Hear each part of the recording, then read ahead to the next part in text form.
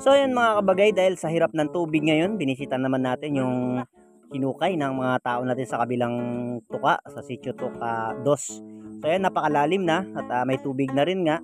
Dahil sa tag-init nga ngayon mga kabagay, halos walang tubig yung mga jetmatic nating kinabit dati.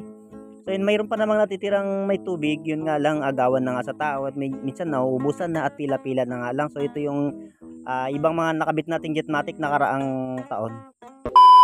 Okay, good morning. So ito yung mga tao natin dito ngayon, agawan na sa tubig kasi tag-init na.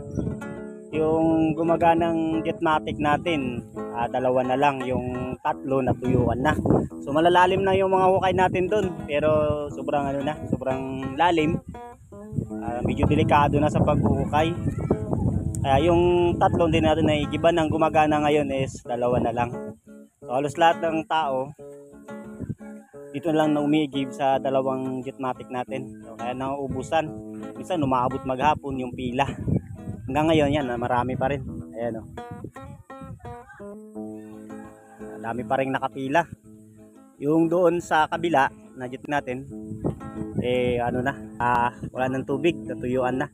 Sobrang tag-init. Halos lahat, ayan o, patay. Pati yung mga nyug, ayan. Nagbaba na yung mga yung kanyang mga dahon. Sobrang init talaga. Mga siguro pag mga aabot pa ito ng 2 buwan na ganito kainit, mauubusan na ng tubig din itong jetmatic natin. Ito yung pinakamalalim nating jetmatic. Ito yung maliit na yung tao pagka tingnan mo hanggang sa hukay. So siguro na nasa 3 tubo ito eh. Ayan. Yung kabila 3 tubo rin, yung doon banda, problema wala ng tubig doon kasi medyo mataas yung area.